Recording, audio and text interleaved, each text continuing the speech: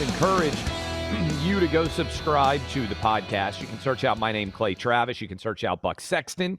And when you do, you will be able to have access to the entire Clay Travis Buck Sexton network, including our friend Tudor Dixon's podcast that she is doing, which is being wildly successful. Also, Carol Markowitz, Lisa Booth, Sean Parnell, more and more great content for all of you. And we appreciate all of you hanging out with us. And speaking of hanging out with us, we are joined now by Tudor Dixon of the Tudor Dixon podcast, which is killing it.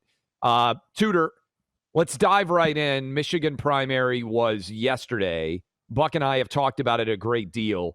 What stood out to you as someone who knows the politics, knows the nuance of Michigan, of the data from the Republican and the Democrat primaries? What's the story? What should we be thinking basically 8 months from Election Day?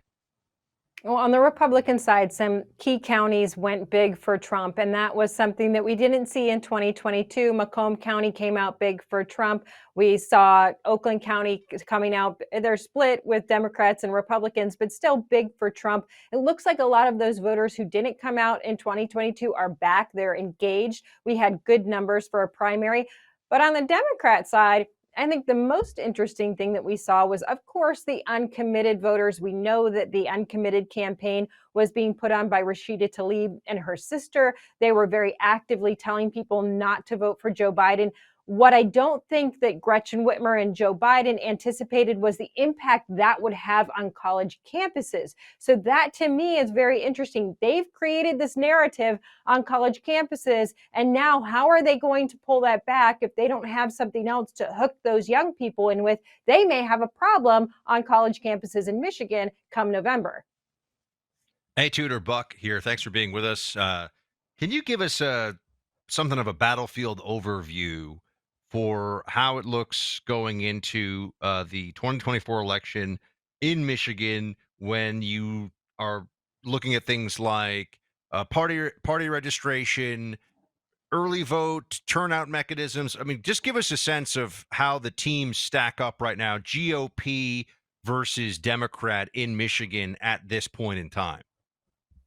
Well, obviously, I mean, if you're listening, if you're paying attention at all to what's happening in Michigan, we have had some problems in our party here in the state of Michigan. Just yesterday, a judge actually ruled on that because we had a party chair who was overthrown by delegates, some delegates in January, and then the other delegates that were supporting that party chair said, no, she wasn't overthrown. This was an illegal meeting. Then the other side actually voted in a new chair. And so for a while, we actually had two chairs, and it was very confusing because there is a caucus this weekend. So for people who also don't understand, in Michigan, we normally have a primary, but this year we're having a primary and a caucus because the Democrats moved the primary up. The RNC agreed that we could have a primary, give out some delegates primary day. A caucus will have the rest of the delegates will be awarded to the presidential candidate. However, we were having one in Detroit, and now the new chair is having one in Grand Rapids. So there was a concern,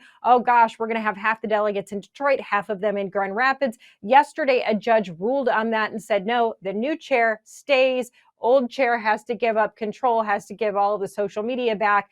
So that is obviously still a division in the state. Still, those delegates that were supporting the old chair are unhappy. We need to bring our party back together.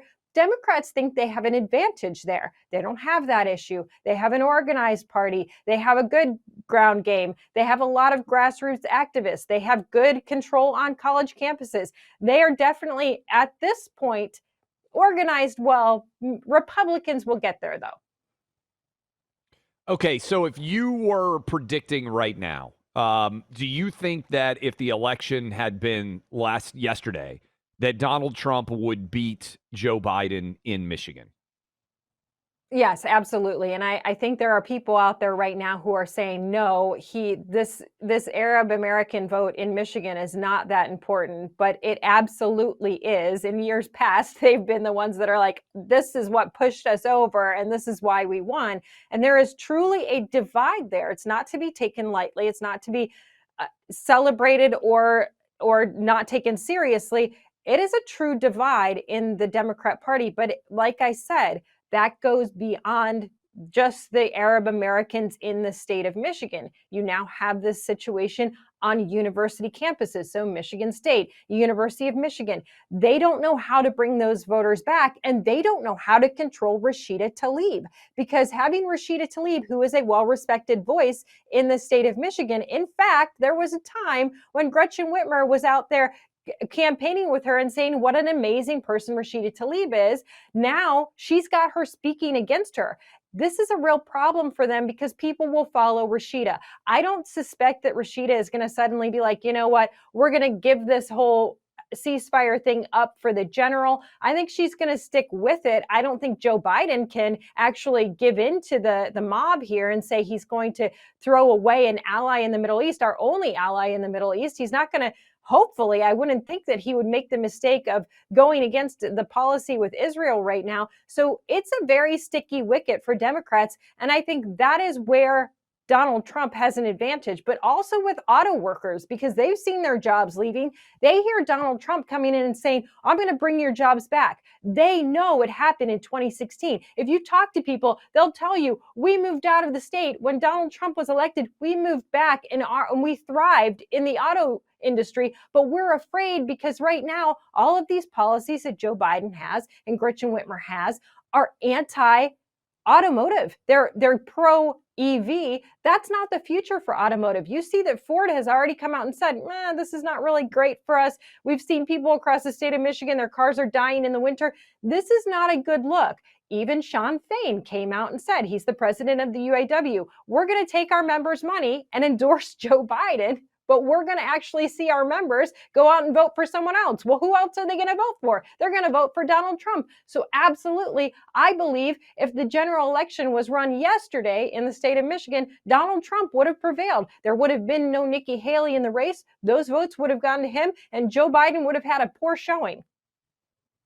Tudor, you mentioned Oakland County, and I want to just ask you, because you know the state well. My wife, born and raised basically in Oakland County. We got married in Birmingham. It's north of Detroit, which is Wayne County. Is Oakland County, in your mind, the number one bellwether county if you had to pick one to look at and try to assess how Trump Biden is looking going forward? In other words, we know as you move further north in Michigan, it gets redder. But Oakland County, highly educated, suburban county, a lot of white population, a lot of Jewish, some diversity also, Arab voters. Is that the number one county you would look to determine how this election is going to go? Well, you're going to watch two, actually. You're going to watch Oakland, which is a suburb of Detroit area, kind of, and you're going to watch Kent, which is Grand Rapids. So similar situation. You've got to watch both sides of the state. If you look at Oakland County, it's a very interesting situation that we're seeing in Oakland County right now, and that's going to be hard for Democrats because they came in and took over Oakland County with the marijuana vote, and then they came over and they took over Oakland County with the abortion vote. But those two things are now enshrined in law. So now they don't have those. They're trying to pull back abortion and say, oh, no, actually, it could still be an issue. They're not going to be able to win on that. It is fully protected in the state of Michigan. And we all know that Republicans are going to have to come out and say, hey, look, there's not going to be something federal happen because there's not going to be 60 senators that are going to say, hey, yeah, we're going to put a ban in place on abortion. Abortion is safe in the state of Michigan. Now Democrats have a problem with both Oakland and Kent because they could lose women. Women are the ones that are out there packing the lunches every day. Women are the ones driving kids to school and going off to work. They're getting gas. They're getting more gas than their husbands oftentimes because they're then also transporting them back and forth from sports. They're also buying the groceries and they're seeing a massive increase. I had a woman just before Christmas say to me, who was not a Republican, by the way, say to me, I can tell it's almost election time. And she was sheepish about it. I said, what do you mean? And she said, I can't afford the Christmas gifts I could afford last year. And I think it's time for a new president. That is a shocking admission from a woman in Michigan who is not a Republican. That's going to change the game on the ground here. Tudor, if you were to advise Donald Trump on how to win back or win as many female voters as possible in Michigan, which I'm sure would be applicable for some of the other battleground states too, what would you tell them? You have to tell these women that their communities are going to be safe. We have seen too much violence in Michigan communities, too many soft on crime prosecutors. We have a situation in our capital city that is out of control, and that can be directly linked to the shooting that we saw on Michigan State's campus. Your kids, when they go to school, they're going to be safe. Your kids, when they go to college, they're going to be safe. Your kids, when they're walking through the neighborhood, they're going to be safe. And we're not going to let a bunch of illegal immigrants come in and bring fentanyl into this state anymore, or come into this state and harm people. That's the message that mothers want to hear. They want to hear that they matter, that their families are going to be safe. And there is the Democrats have no opportunity whatsoever to tell women they're going to keep people safe. I mean, it's a basic of government. That is a basic function. When we think about how government should work, we're like, you know what? Police should keep us safe. Prosecutors should keep us safe. That is not basic to the Democrats. Why are Republicans not out there telling people, we just want to keep you safe? That's what we think government is. It's a fantastic question. Tudor, what do you have coming up for people who haven't sampled the podcast yet? What are they missing? What will they hear?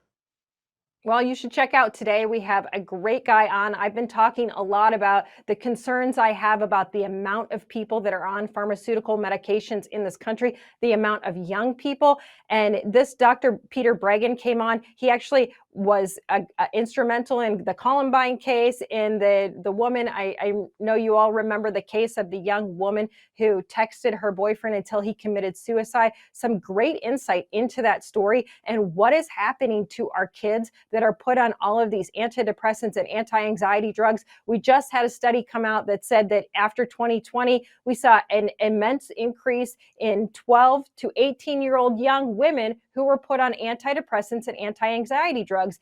And you'll hear Dr. Breggin talking about, well, that seems to coincide with an increase in suicides. What does that mean? You'll have to listen to find out, but some pretty interesting information about the pharmaceutical companies and what's going on there. You've got to tune in and listen. Tudor has 4 daughters. She's got her hands full. And I guarantee you, if you are a mom out there and you are listening to us, you will love her podcast. Tudor, thank you so much. Yeah, thank you. I appreciate it. Tudor Dixon, part of the Clay Travis Buck Sexton Podcast Network. Go check her out. Go subscribe today.